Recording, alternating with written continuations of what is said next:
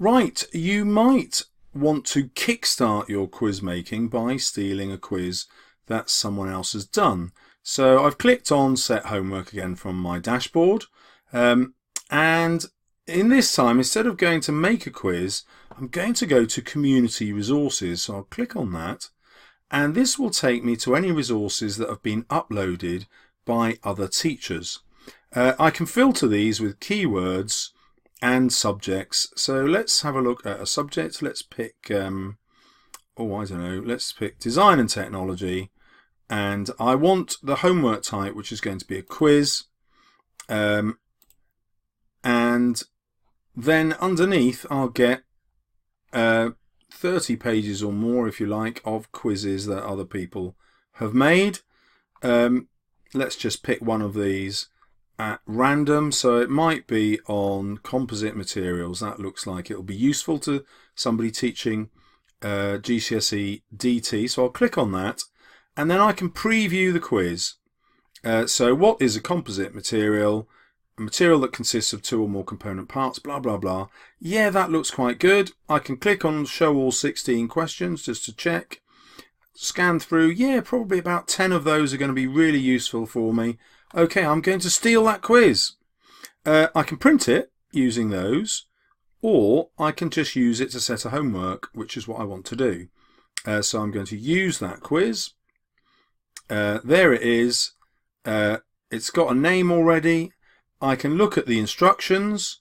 Well, that's very interesting. So there's some links to actual YouTube videos that students can watch. Super useful. My teaching is going to be improved already. I'm going to change the 60 seconds to 120 because I want to make sure I can use this in preview mode as well. Make sure I change it there. And there you go. I've got my quiz questions. Let's imagine number 12 was one that I didn't particularly like. I can just go in and edit it as normal, change the wrong answers, and then I've got a quiz that's good to go. It's taken me no time at all to prepare.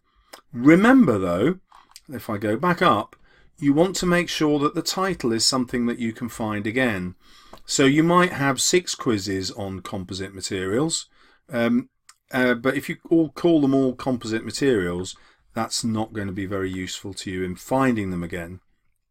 So add something to your title. It could simply be 1, and then the next one 2, and the next one 3, and so on. Now, why that's going to be so useful, I'll show you in a minute. Let's just save that as a draft. Hopefully you can remember how to do that. That will now allow me to preview the quiz. Okay, well, let's say I'm a little further down the line and I want to set a homework again, and I want to set a quiz. So I'll click on create quiz. Now, this time, I don't want to go to community resources. I want to use an old quiz that I've made myself. So I'm going to click on reuse, but it might not be one that I've made. It might be someone else in the department. So if I go to see all tasks, this will show me every homework ever done in my school, every single one since we've been using Show My Homework. Well, I know it's a quiz type, so I'm going to select quiz. I will know the subject that it was set for. So that's going to be DT, and I will have the keyword.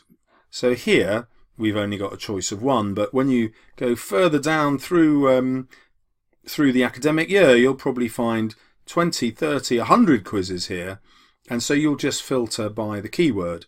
And remember, the keyword is going to be those useful ones that you put in the title, and then you simply reuse it like we can here. So there it is. We click on it. Hopefully that will appear straight away. There you go. And I know I can just set that for my class. It's really, really an efficient use of your time. Hopefully you can see that it takes very little time to write the quiz questions. I'm quite intrigued here. This is a 20-question quiz. I think that's a really good rough guide to how many questions you should ask. Many quizzes I look at are only 10 questions long, and I think the demands of such a quiz are quite small. You might split your quiz into 2 quizzes of 10 questions and then set more than 1 quiz. so students learn one section of content knowledge at a time without getting overwhelmed. But I personally feel that 20 is a really good test of their learning. It really makes them focus hard. So there you have it, 2 ways of stealing under other people's quizzes, one from community resources, which you remember from here, and one from seeing all tasks that have ever been set in your school. Well, good luck.